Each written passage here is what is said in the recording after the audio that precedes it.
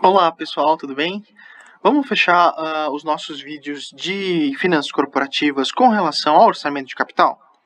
Hoje, então, pessoal, a gente vai falar sobre o último índice, a última técnica de avaliação de investimentos de longo prazo, chamado índice de lucratividade. Esse índice, pessoal, ele vai fazer uma análise, ele vai fechar basicamente tudo que a gente já viu sobre todos os outros indicadores. Ele vai retornar em alguns pontos que a gente já mencionou, mas esse índice ele tem sido utilizado de acordo com algumas das suas características. Ele é interessante, não tira o mérito dos outros que a gente já mencionou e a gente já consegue abordar ele de uma forma bem interessante. Então vamos lá? O índice de lucratividade, ele basicamente, ele vai ser um método que vai ser uma razão, uma divisão entre o valor líquido atual do investimento com relação ao valor inicial do investimento.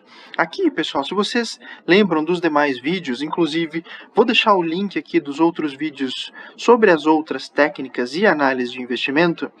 Se vocês lembram, essa parte da nossa fórmula é quando a gente faz o desconto do nosso fluxo de caixa a uma determinada taxa de acordo com o tempo. Então, nesse caso, a gente está analisando isso aqui, é como se fosse o fluxo de caixa descontado do nosso investimento. É como se fosse o VPL menos o investimento inicial comparado com o nosso fluxo de caixa no momento inicial. O que eu quero dizer quando eu menciono que essa parte da nossa fórmula quer dizer que isso aqui é como se fosse o VPL menos o investimento inicial? Se vocês lembrarem, pessoal, a fórmula do VPL é essa aqui, ó. A fórmula do VPL, então, é o fluxo de caixa descontado a uma taxa menos o investimento. Quando eu faço isso aqui, eu vou encontrar o VPL.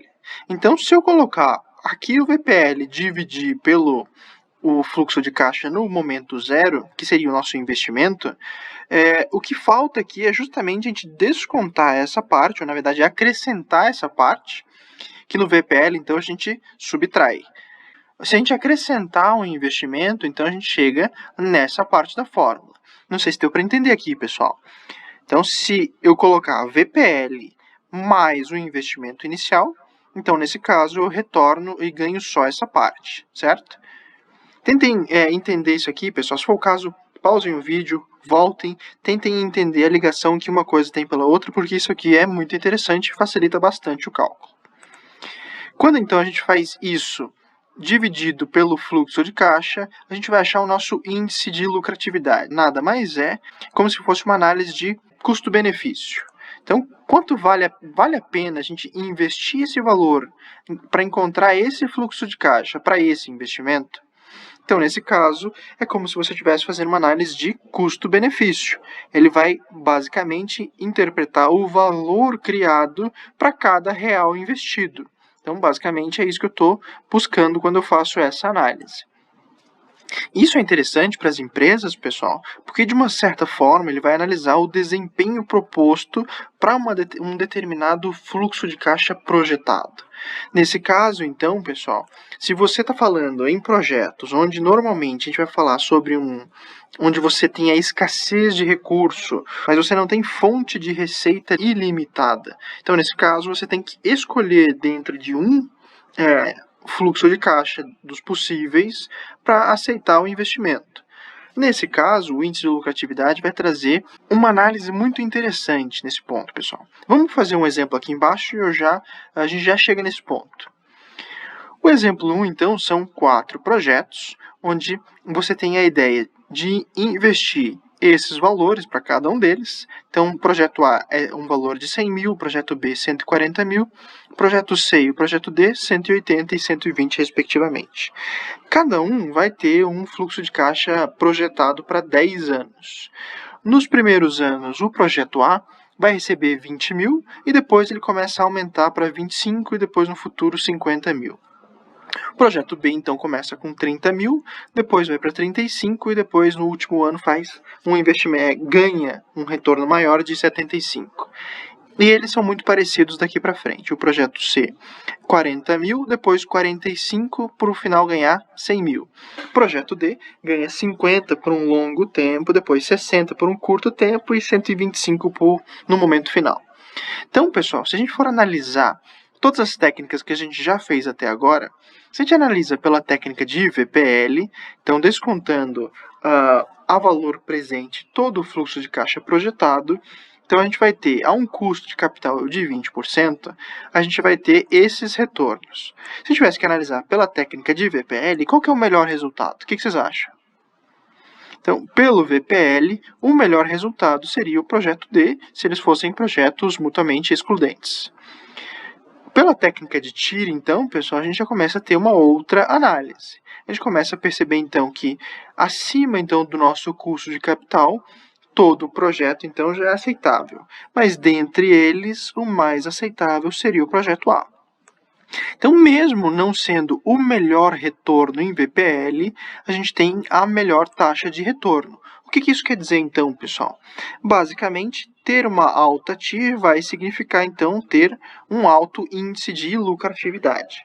Porque, basicamente, se vocês podem reparar aqui, eu utilizo a fórmula do VPL, desconto, então, nesse caso, na verdade, eu acrescento. Aqui eu estou colocando menos, pessoal, porque menos com menos vai dar mais. Então, eu acrescento o valor do meu investimento inicial e depois desconto pelo meu investimento inicial. Dessa maneira, eu vou ter o meu índice de lucratividade. Dentre eles, o maior índice de lucratividade continua sendo o projeto A. O que quer dizer, então, que para cada real investido, eu vou ganhar 0,6%, por exemplo. Não é 0,6%, mas é 0,6%. Inclusive, essa parte eu tenho que dar uma editadinha. Por favor, não deixe essa parte do vídeo. Então, é basicamente isso, pessoal. A análise que a gente faz, a gente tem que compreender todos os indicadores, mas o indicador de lucratividade vai justamente trazer uma noção um pouco melhor sobre o custo-benefício para esse investimento. Para os investimentos, na verdade. O exemplo 2, pessoal. Então, imagina que a gente tem uma empresa de computadores, ela tem dois projetos onde eles são mutuamente excludentes. O projeto 1, então, tem um certo fluxo de caixa e o projeto 2 tem outro fluxo de caixa. Dessa maneira, então, se a gente considerar, o exercício fala, se a gente considerar uma taxa de 10%, então, o retorno exigido para cada um desses fluxos de 10%, indo pela regra de lucratividade, qual que a gente deveria aceitar? Se a gente fizer jogar na fórmula cada um desses valores, a gente então pega o fluxo de caixa 2 e pega o fluxo de caixa 1. O fluxo de caixa 2 vai me trazer um índice de lucratividade um pouco melhor. Então, se eu coloco, por exemplo, eu coloco o VPL de 10%, eu coloco o VPL de 10%, acrescento o meu investimento inicial e divido pelo investimento inicial, então eu tenho o meu índice de lucratividade de 1,8029. Comparado com o fluxo de caixa 1, eu tenho um índice de lucratividade de 1,6148. Pelo índice de lucratividade, eu aceito o projeto, o fluxo de caixa 2. Só que se eu fizesse pelo fluxo de caixa, se eu fizesse pelo VPL, eu teria então o fluxo de caixa 1 sendo o melhor, porque ele me traria o valor absoluto para o fluxo de caixa 1 muito maior do que o fluxo de caixa 2. Então lembra, pessoal, uma das críticas que a gente tem sobre o VPL é justamente porque ele não trata os valores comparativamente. Eu não comparo com nada. Eu trago somente um valor absoluto sobre o meu fluxo de caixa projetado. O que, nesse caso, eu investi bastante e tive um retorno considerável, se eu comparar com o fluxo de caixa 2. Só que, em termos de índice de lucratividade ou custo-benefício, o investimento 2 ele é relativamente melhor do que o investimento 1. Se a gente analisa pelo TIR, então, para agregar mais um dos indicadores, o investimento 2, ou fluxo de caixa 2, também vai ter uma TIR maior do que o primeiro investimento. Então, dessa maneira, pessoal, a gente fecha todos os nossos conteúdos com relação à análise de orçamento de capital, análise de investimento de longo prazo, com todas as técnicas de orçamento. O índice de lucratividade, então, para resumir, ele vai tratar ele trata então o valor presente dos fluxos de caixa de entrada e de saída, mostrando essa relação entre eles. Então ele vai trazer um coeficiente entre entradas comparando com as saídas. É basicamente uma análise de custo-benefício, como a gente tem mencionado já. A decisão de aceite para os investimentos, eles vão acontecer a partir do momento onde você vai ter um índice de lucratividade maior do que 1. O que isso significa? Quer dizer, então, que você tem, sim, um retorno sobre o VPL e ele vai ser, se ele tem retorno, ele vai ser maior do que 1.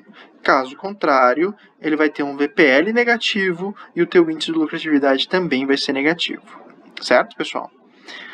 Os pontos fortes, ele basicamente, então, ele vai considerar o dinheiro no tempo, ele também vai ser uma única resposta e ele normalmente vai dar uma dimensão do valor relativo, porque a gente está fazendo uma comparação com algum outro elemento. Nesse caso, o investimento inicial.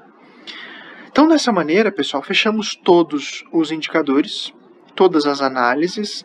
Espero que vocês consigam ter uma noção um pouco mais ampla sobre todas as técnicas de análise de investimento.